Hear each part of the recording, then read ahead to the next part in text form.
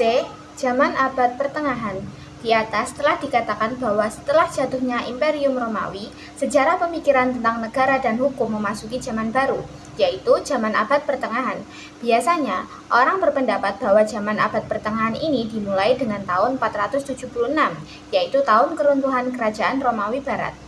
Akan tetapi, Augustinus, ahli pemikir besar tentang negara dan hukum yang menciptakan ajaran-ajaran baru pada zaman itu, hidup setengah abad lebih dahulu, yaitu pada tahun 354 sampai 430. Sedangkan jatuhnya kerajaan Romawi Barat yang ditandai dengan penutupan praktek tentang negara dan hukum dari bangsa Romawi baru terjadi setengah abad kemudian. Sedangkan jatuhnya kerajaan Romawi Barat yang ditandai dengan penutupan praktek tentang negara dan hukum dari bangsa Romawi baru terjadi setengah abad kemudian, atau dihitung dari tahun 476 tadi, yaitu dengan diselenggarakannya kodifikasi undang-undang oleh Raja Justinianus dari kerajaan Romawi Timur. Dengan runtuhnya peradaban bangsa Romawi, maka tidak dapat dihindarkan lagi keruntuhan ketatanegaraannya. Sedang sebaliknya, kekuasaan dari agama Kristen semakin berkembang terus dan kemudian menggantikannya, karena tidak sedikit kaisar-kaisar yang memberi hati kepada penganut-penganut agama Kristen ini. Maka kemudian timbul keduniawian, yaitu suatu kekuasaan keduniawian yang semula ditolak oleh susunan organisasi gereja yang ada hubungannya dengan urusan-urusan kaum gereja, tetapi dalam perkembangan selanjutnya, hal ini merupakan suatu soal yang tidak dapat diabaikan. Pada zaman abad pertengahan ini tidak banyak memberikan kesempatan terhadap perkembangan pemikiran tentang negara dan hukum, serta ilmu-ilmu pengetahuan lainnya karena cara orang berpikir pada zaman abad pertengahan itu kurang kritis. Segala hal di dunia ini selalu jadi terjadinya segala dunia ini karena sudah dikehendaki oleh Tuhan. Dengan demikian lenyapnya alasan yang kuat pada orang untuk mengadakan pemikiran tentang negara dan hukum. Pemerintah kerajaan membiarkan segala sesuatu di lapangan agama, kesusilaan dan adat istiadat, asal saja hal itu semua tidak membahayakan kerajaannya, baik secara langsung maupun secara tidak langsung. Apa yang sejak semula menarik perhatian istimewa dari pemerintah kerajaan Romawi tersebut ialah adanya sikap yang istimewa dan mereka terhadap pemerintahan kerajaan. Sebab mereka tidak mau mengenal dan menerima sikap yang lazim terhadap aliran-aliran lain dan berpendapat bahwa hanya mereka sajalah yang memiliki pengetahuan yang sempurna dan yang lebih tinggi artinya daripada yang lain-lain. Dan pendirian mereka sekali-kali tidak dapat dan tidak mau mengakui yang lain-lain itu sederajat. Dengan demikian, agama Kristen sejak semula telah menimbulkan persoalan-persoalan baru, yaitu persoalan tentang gereja dan negara. Inilah yang antara lain dianggap oleh raja-raja sebagai alasan untuk mengejar, menangkap, dan mengusut secara kejam terhadap penganut-penganut agama tersebut. Tetapi hal ini tidaklah mematikan agama tersebut, melainkan malahan makin menambah banyaknya penganut-penganut agama tersebut. Menurut penganut-penganut agama Kristen tadi, tidak ada kekuasaan di dunia ini yang harus ditaati dan secara patuh. Karena pertama-tama yang harus ditaati adalah perintah Tuhan. Perintah penguasa hanya boleh ditaati apabila perintah itu tidak bertentangan dengan perintah Tuhan. Suatu aliran yang memperkuat ajaran agama ini adalah aliran skolastik. Karena aliran skolastik ini menjelaskan bahwa ilmu itu harus mengabdi kepada agama. Jadi sudah semula sejak pada permulaan zaman abad pertengahan, pandangan hidup itu sangat dipengaruhi oleh ajaran-ajaran agama. Lebih-lebih setelah ajaran Kristen ini diakui sebagai agama resmi daripada negara dan sebagai akibat daripada pengakuan ini, maka agama Kristen lalu mendirikan suatu organisasi yang kuat, yaitu organisasi gereja dengan dikepalai oleh seorang paus sebagai wakil daripada Tuhan untuk memerintah di dunia. Sebagai akibat lebih lanjut ialah orang juga pemeluk-pemeluk agama Kristen itu sendiri tidak mempunyai kebebasan berpikir, oleh karena segala-galanya harus tunduk kepada perintah Tuhan. Dan kalau ada perintah-perintah Tuhan yang tidak terang, yang boleh menafsirkan hanyalah pemimpin-pemimpin gereja, khususnya paus. Semula memang gereja itu hanya mempersoalkan soal-soal agama saja, soal-soal keagamaan saja, tetapi lama-kelamaan ikut juga mempersoalkan soal-soal keduniawian, juga soal-soal kenegaraan. Menurut pandangan yang teokratis dari agama Kristen ini, segala sesuatu yang ada di dunia ini adalah hanya kehendak Tuhan. Juga negara, itu pada hakikatnya adanya adalah atas kehendak Tuhan. Kalau ada pertentangan mengenai hakikat dan sifat daripada negara, pertentangan mengenai sifat-sifat kekuasaan dan lain sebagainya, maka pertentangan itu sebetulnya adalah pertentangan atau perdebatan antara negara dan gereja, antara raja dengan paus. Sedangkan yang menjadi pokok pangkal pertentangan itu tidak lain adalah siapakah di dunia ini yang dianggap sebagai wakil daripada Tuhan. Tegasnya, siapakah di dunia ini yang mempunyai kekuasaan yang tertinggi, yang dapat memutuskan dalam tingkat tertinggi dan terakhir negara ataukah gereja, raja ataukah paus. Tetapi kiranya tidaklah boleh dilupakan bahwa sesungguhnya pada zaman abad pertengahan itu, semua orang telah sepakat bahwa yang mempunyai kekuasaan tertinggi itu adalah Tuhan. Hanya saja pelaksanaannya di dunia ini siapakah yang mewakilinya, raja ataukah paus? Inilah yang dipersoalkan. Mengenai hal ini, ada yang mengatakan bahwa yang menjadi wakil Tuhan di dunia ini, jadi yang mempunyai kekuasaan tertinggi di dunia ini adalah raja. Tetapi ada pula yang mengatakan paus. Mereka yang menjadi penganut raja itu disebut kaum legis, sedangkan mereka yang menganut paus disebut kaum kanonis. Dari masing-masing pihak ini tidak ada yang mau mengalah. Segala tulisan-tulisan dan perdebatan-perdebatan berkisar pada soal-soal keagamaan dan kekuasaan. Tetapi sekali lagi kita harus ingat bahwa perbedaan berpikir mereka itu hanya terletak pada siapakah di dunia ini, khususnya di dalam negara itu, yang mempunyai kekuasaan tertinggi yang dianggap sebagai wakil daripada Tuhan, raja ataukah paus. Karena baik dari kaum legis maupun kaum kanonis itu, kedua-duanya berpendapat bahwa yang mempunyai kekuasaan tertinggi yang meliputi alam semesta ini adalah Tuhan. Cuma pelaksanaannya di dunia ini siapakah yang mewakili? Kaum legis mengatakan bahwa tidak hanya gereja saja yang mempunyai tugas dan tujuan etnis, memelihara keadilan dan ketertiban hukum, tetapi negara mempunyai juga, bahkan negara itu adanya lebih dahulu daripada gereja. Maka kekuasaan tertinggi di dunia ini harus ada pada tangan raja, sedangkan kaum kanonis mengatakan bahwa kekuasaan yang asli di dunia ini ada pada paus, dan raja itu hanya mendapatkan kekuasaan tersebut dari paus. Jadi raja itu sebetulnya tidak memiliki kekuasaan yang asli. Oleh kaum kanonis, kekuasaan yang ada pada paus dan yang ada pada raja itu diumpamakan seperti halnya matahari dengan bulan, bahwa sinar yang asli itu pada matahari, sedangkan bulan tersebut hanya mendapatkan sinar dari matahari. Dengan timbulnya pertentangan-pertentangan tersebut di atas, maka akibatnya lalu ada dua macam hukum, yaitu yang pertama hukum yang mengatur soal-soal kenegaraan atau keduniawian, dan yang kedua hukum yang mengatur soal-soal keagamaan atau kerohanian. Dengan demikian juga terdapat dua macam kodifikasi hukum, yaitu yang pertama, kodifikasi hukum yang diselenggarakan oleh Raja Theodonius dan juga oleh Raja Justinianus. Ini adalah kodifikasi daripada peraturan-peraturan yang dikeluarkan oleh negara. Kodifikasi ini disebut corpus juris. Dua, kodifikasi yang diselenggarakan oleh Paus Innocentius. Ini adalah kodifikasi daripada peraturan-peraturan yang dikeluarkan oleh gereja. Kodifikasi ini disebut corpus juris canonici. Yang penting bagi kita adalah corpus juris, karena ini mengenai peraturan-peraturan dari negara. Corpus juris ini terdiri dari 4 bagian, yaitu pertama, instituten. Ini adalah sebuah ajaran tetapi mempunyai kekuatan mengikat seperti undang-undang. Kalau dalam UU itu mengenai suatu hal tidak terdapat pengaturannya, maka pengaturan mengenai hal tersebut dapat dilihat dalam instituten tadi. 2. Pandekten. Ini sebetulnya hanya merupakan penafsiran saja daripada sarjana terhadap suatu peraturan. 3. Kodeks. Ini adalah peraturan-peraturan atau UU yang ditetapkan oleh raja. 4. Novellen. Ini adalah tambahan-tambahan daripada sesuatu peraturan atau UU. Kalau dulu filsafat dari bangsa Yunani telah menghasilkan 4 aliran besar, yaitu Plato, Aristoteles, Stoa, dan Epicurus, maka sekarang setelah timbul pertentangan-pertentangan yang banyak itu, lahirlah suatu aliran yang menggabungkan ajaran-ajaran yang beraneka warna itu menjadi suatu ajaran baru atau yang disebut eklektisme. Setelah itu kemudian lahirlah aliran Neoplatonisme yang dipelopori oleh Plotinus yang hidup pada tahun 205 sampai 270. Ajaran daripada Plotinus ini merupakan jembatan peralihan dari filsafat Yunani ke alam pemikiran teokratis atau Kristen pada zaman abad pertengahan. Bagi Plotinus, Tuhan itu adalah hakikat satu-satunya yang paling luhur, dari mana terbit segala-galanya yang tak dapat diterangkan dengan kata-kata. Di samping unsur ketuhanan ini, ada tata susila dari Plato yang mengajarkan bahwa orang itu harus berusaha untuk meningkatkan ilmunya sampai pada ilmu pengetahuan murni dengan melepaskan semua ikatan panca indera. Kita harus berikhtiar melihat Tuhan. Hal mana tak dapat dicapai dengan pikiran saja, melainkan harus ekses atau bersemedi. Dengan demikian, Plotinus menjadi perintis jalan bagi agama Kristen. Dia adalah ahli pemikir klasik besar yang terakhir yang ajarannya sukar dipahami oleh rakyat. Sebagaimana pemikir-pemikir yang terdahulu, tempat di mana filsafat Yunani dengan agama Kristen itu bertemu adalah di Alexandria, kota tempat lahirnya Neoplatonisme. Adapun yang menciptakan dalam garis besarnya alam pikiran zaman pertengahan dari alam pikiran Kristen dan zaman kuno adalah Augustinus. Sehingga dengan demikian Augustinus merupakan jembatan antara dua masa dalam sejarah, yaitu masa abad pertengahan dengan masa-masa sebelumnya.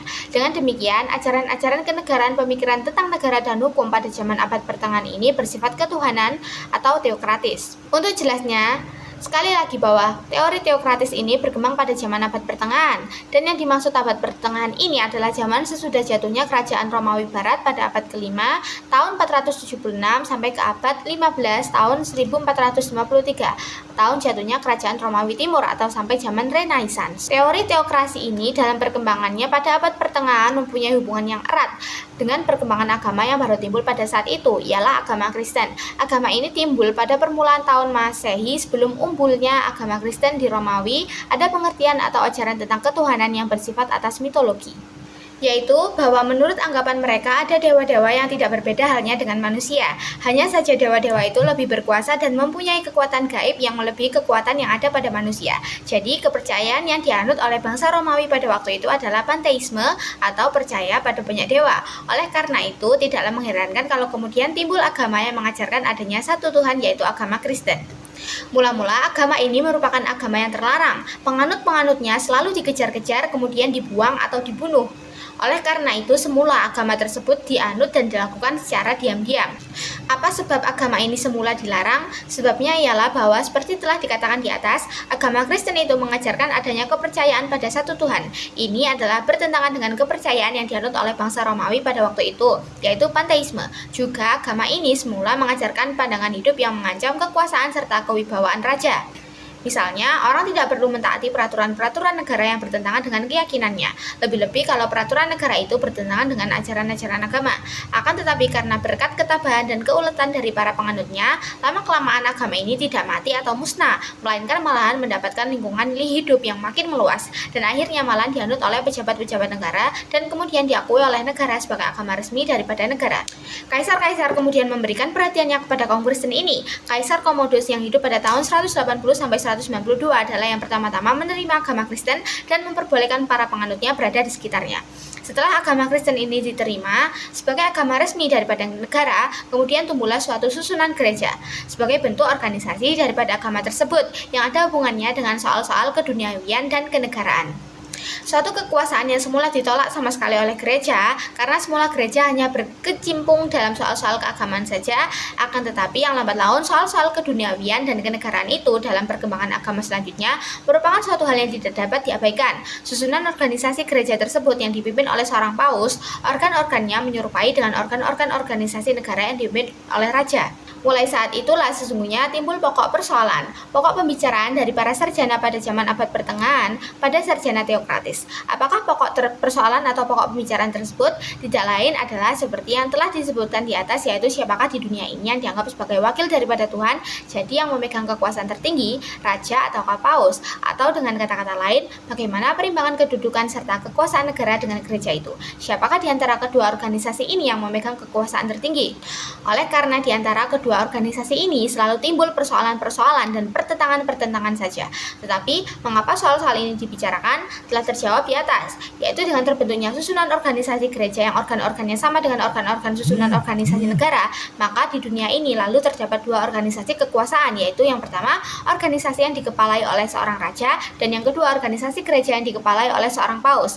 Pada kedua organisasi kekuasaan tersebut mempunyai subjek yang sama, yaitu manusia. Maka, kalau tadi dikatakan bahwa di antara kedua organisasi kekuasaan itu selalu timbul pertentangan-pertentangan. Pertentangan itu adalah pertentangan mengenai kekuasaan antara negara dengan gereja terhadap subjeknya. Tegasnya, siapakah yang mempunyai kekuasaan tertinggi di dunia ini terhadap subjeknya, yaitu manusia tadi. Pertentangan ini terjadi misalnya kalau pada suatu saat kedua organisasi itu mengeluarkan peraturan yang saling bertentangan, padahal kedua peraturan yang dikeluarkan oleh dua organisasi tadi mengatur hal yang sama, misalnya tentang perkawinan, pewarisan, dan sebagainya. Maka peraturan yang manakah yang harus ditaati oleh para subjeknya tadi? Inilah yang selalu menimbulkan kebingungan. Padahal pada waktu itu organisasi gereja betul-betul mempunyai alat-alat perlengkapan seperti yang dimiliki oleh organisasi negara. Misalnya badan perundang-undangan, pengadilan, keuangan, dan sebagainya. Dan masing-masing peraturan tadi baik dari negara maupun dari gereja itu mempunyai sifat mengikat yang boleh dikatakan sama. Dan bila tidak ditaati dapat menimbulkan sanksi-sanksi tertentu. Soal inilah nanti yang akan dibicarakan oleh para sarjana pada zaman abad pertengahan untuk mendapatkan pemecahannya. Tetapi sebelumnya membicarakan ajaran-ajaran dari para sarjana tersebut, baiklah diketahui terlebih dahulu bahwa zaman abad pertengahan yang berkembang selama lebih kurang 10 abad itu, yaitu abad ke-5 sampai dengan ke-15, sesungguhnya terbagi dalam dua masa, dua zaman. Pembagian tersebut ditandai dengan adanya atau terjadinya peristiwa besar, yaitu Perang Salib. Kedua zaman tersebut ialah yang pertama zaman abad pertengahan sebelum Perang Salib, abad ke-5 sampai ke-12, zaman abad pertengahan sesudah Perang Salib, abad ke-12 sampai ke-15. Dalam kedua zaman ini, terdapat ajaran-ajaran tentang negara dan hukum yang saling berbeda. Pada zaman abad pertengahan sebelum Perang Salib, ajaran-ajarannya tentang negara dan hukum yang ada sifatnya adalah sangat teokratis. Segala sesuatu didasarkan atas kehendak Tuhan. Hal ini terjadi karena dengan diakuinya agama Kristen tadi sebagai agama resmi daripada negara, orang atau warga negara sangat patuh terhadap ajaran-ajaran agama tanpa ada persoalan apa-apa. Pendek kata, segala sesuatu yang ada di dunia ini adanya atas kehendak Tuhan. Maka akibatnya adalah tidak adanya pandangan-pandangan yang bersifat kritis terhadap segala sesuatu yang terjadi di dunia ini. Segala perbuatan pada waktu itu ditujukan untuk membela kepentingan-kepentingan agama dan gereja.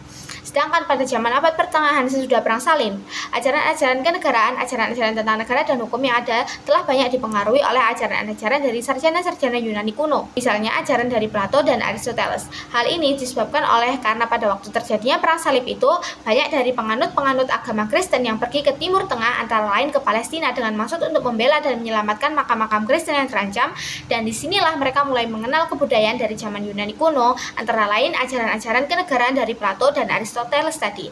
Setelah Perang Salib selesai, mereka kembali ke negaranya masing-masing dengan membawa kebudayaan Yunani kuno tadi yang sebelumnya tidak pernah dikenal di dunia Barat.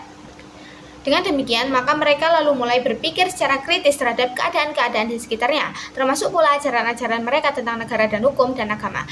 Jadi mulai saat itu unsur rasio masuk ke dalam ajaran-ajaran kenegaraan lagi. Ini menyebabkan berubahnya cara berpikir mereka, yaitu dari cara berpikir yang bersifat teokratis mutlak ke cara berpikir yang bersifat teokratis kritis. Dari zaman abad pertengahan ini, ajaran-ajaran tentang negara dan hukum yang akan dibicarakan tidak banyak. Kita ambil yang pokok-pokok saja yang dapat dianggap mewakili ajaran-ajaran pada waktu itu. Dari zaman abad pertengahan bagian 1, zaman abad pertengahan sebelum Perang Salib, dan abad ke-5 sampai ke-12 adalah ajaran dari Augustinus dan Thomas Aquinas. Sedang dari zaman abad pertengahan bagian kedua sampai abad pertengahan sesudah Perang Salib, dari abad ke-12 sampai dengan ke-15 adalah ajaran-ajaran dari Marsilius. 1. Augustinus. Augustinus hidup pada tahun 354 sampai 430. Ia adalah seorang Kristen. Di dalam bukunya Pengakuan ia telah menulis riwayat hidupnya sendiri. Di dalam buku itu dikatakan bahwa ia hidup dalam keadaan dualisme. Maksudnya, ia mengalami masa peralihan dari peradaban yang satu ke peradaban yang lain.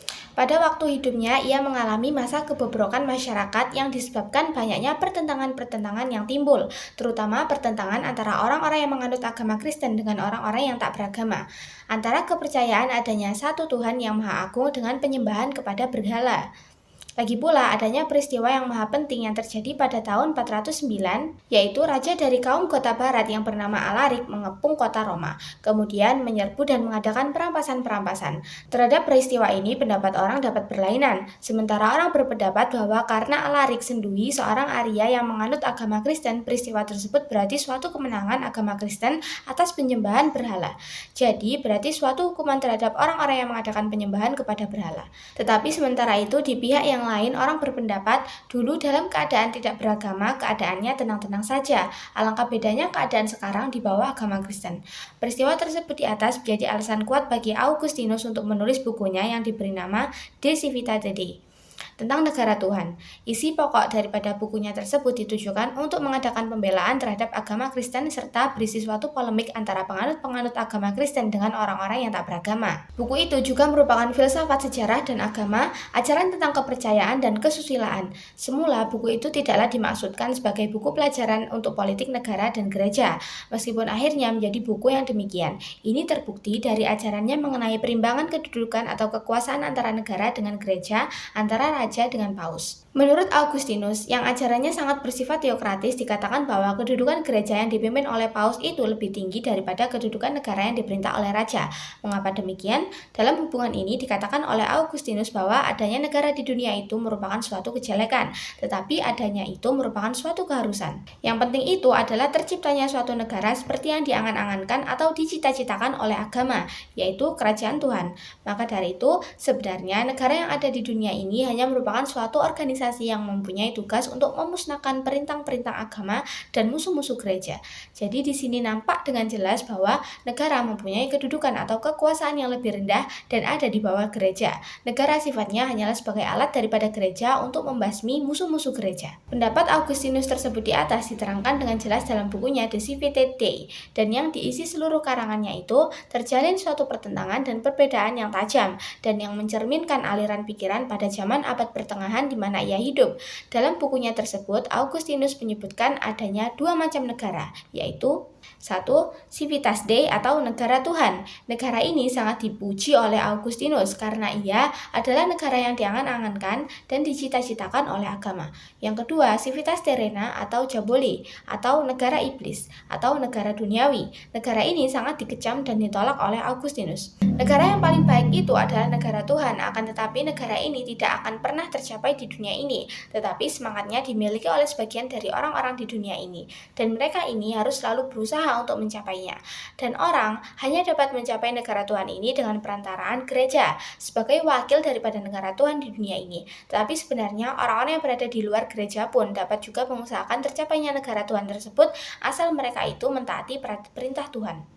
Jadi sesungguhnya negara duniawi atau gereja itu tidaklah seluruhnya sama dengan pengertian negara Tuhan dengan negara iblis. Akan tetapi kerajaan-kerajaan duniawi kebanyakan adalah Civitas Terrena atau Diaboli.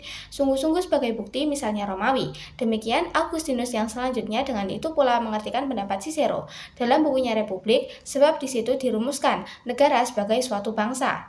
Sedangkan pengertian bangsa tak pernah dikenal oleh kerajaan Romawi. Yang dikenal ialah pengertian orang banyak yang dipersatukan karena perintah dari seorang penguasa dan karena diadakannya perjanjian. Kerajaan Romawi tak pernah merupakan negara karena tak pernah pemerintahnya didasarkan atas keadilan. Karena Mila Romawi jatuh dalam kebobrokan yang sekaligus memperlihatkan bahwa mereka sangat bernafsu akan kemegahan dan keduniawian. Pun demikian, Augustinus selanjutnya mengatakan bahwa Cicero telah mengalami suatu kekhilafan karena ia berpendapat bahwa negara itu adalah merupakan penjelmaan daripada keadilan, sedangkan sesungguhnya keadilan itu hanya mungkin dapat dicapai dalam negara yang diberita oleh agama, yaitu dalam Civitas Dei. Seluruh pikiran Augustinus ditujukan kepada hari kemudian dengan mengesampingkan sejarah dari masa-masa yang lampau, dan pikirannya itu tidak lebih hanya merupakan pernyataan yang sifatnya samar-samar, artinya belum merupakan pengertian yang tegas. Sepertinya pendapat Augustinus yang menyamakan antara pengertian negara dengan pengertian masyarakat pula pendapatnya bahwa gereja dianggap sebagai bayangan daripada Civitas Dei di dunia ini yang luasnya meliputi seluruh dunia dan kekuasaan atau keduniawian negara diperoleh dari pemberian gereja. Hal ini mengingatkan kita kepada teori dua pedang. Pada walau itu orang sedang ramai membicarakan mengapa kekuasaan paus terutama sesudah perang salib sangat terpengaruh soal keduniawian, sedangkan pada saat itu baru saja dilahirkan suatu politik dari paus yang bersifat membebaskan gereja dari segala urusan keduniawian dan bertujuan memperdalam kehidupan keagamaan.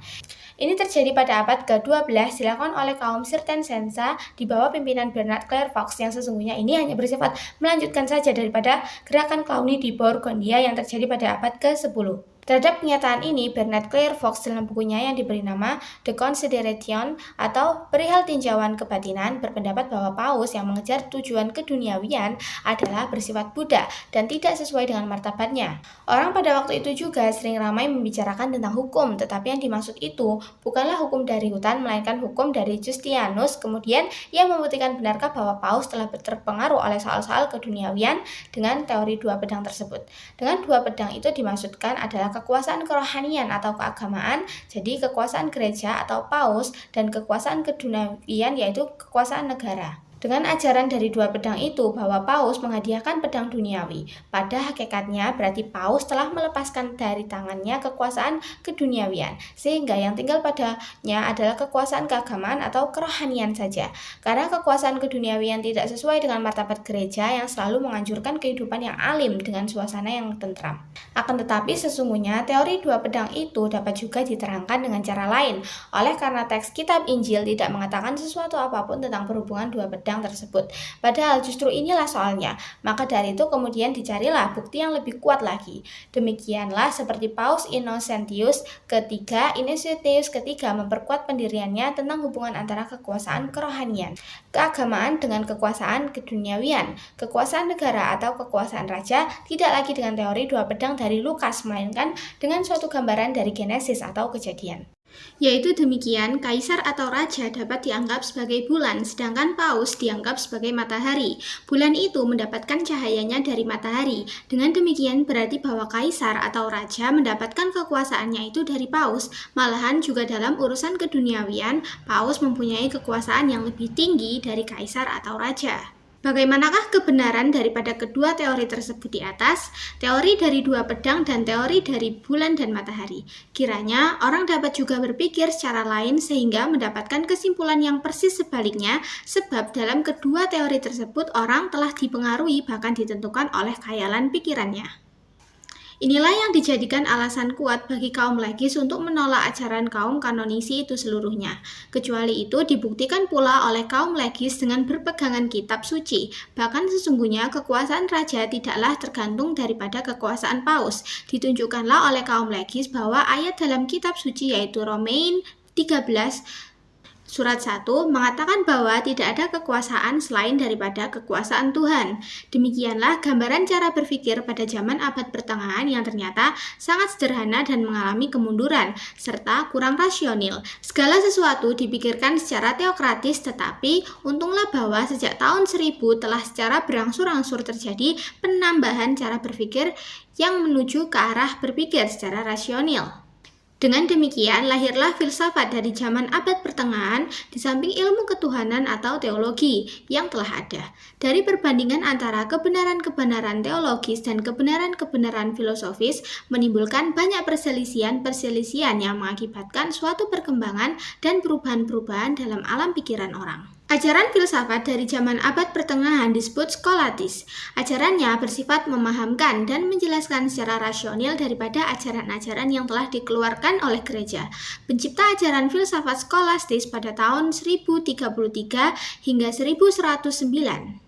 Dasar pokok daripada ajaran filsafatnya adalah bahwasannya orang itu harus percaya untuk dapat mengerti. Tetapi ini kemudian diubah oleh Abelard yang hidup pada tahun 1079 hingga 1142 menjadi sebaliknya. Yaitu bahwa pengertian itu harus didahulukan daripada kepercayaan. Hal ini menyebabkan timbulnya pertentangan-pertentangan lagi yang sifatnya menuju kepada Renaisan. Sementara itu, kita dapat menjumpai seorang ahli pemikir tentang negara dan hukum yang ajarannya dapat dikatakan menentang ajaran Augustinus. Orang tadi adalah John Salisbury. Ia hidup pada pertengahan abad ke-12. Menurut John Salisbury, negara itu seharusnya tidak hanya menciptakan perdamaian untuk kepentingan gereja, seperti yang diajarkan oleh Augustinus yang pada waktu hidupnya memang selalu mengalami kebobrokan dan kebiadaban yang menyebabkan dia menolak negara duniawi dan mengagung-agungkan ajaran-ajaran gereja. Melainkan seharusnya menjamin pula keselamatan dan ketentraman kehidupan masyarakat. Maka mulai saat itu yaitu abad ke-12 orang mulai memberikan harapan kepada masyarakat. Akibat daripada ajaran John Salisbury ini adalah lenyapnya ajaran dua pedang dan ajaran matahari dan bulan yang menggambarkan secara tajam pertentangan antara kekuasaan negara dan kekuasaan gereja. Sebab mulai saat itu timbul kerjasama yang erat antara kekuasaan negara dengan kekuasaan gereja. Karena keduanya merupakan bagian dari suatu kesatuan organis. Kesatuan itu terjadi oleh karena kenegaraan. Hal ini digambarkan dengan membuat suatu perbandingan sebagai berikut. Gereja diumpamakan sebagai jiwa daripada organisme, sedangkan raja sebagai kepalanya. Maka jiwa itu memimpin badan dan kepalanya. Hal mana dimaksudkan bahwa semangat gereja haruslah memimpin negara. Tetapi demi martabatnya, gereja tidak boleh mencampuri urusan keduniawian. Oleh karena itu, urusan keduniawian harus dijalankan oleh negara.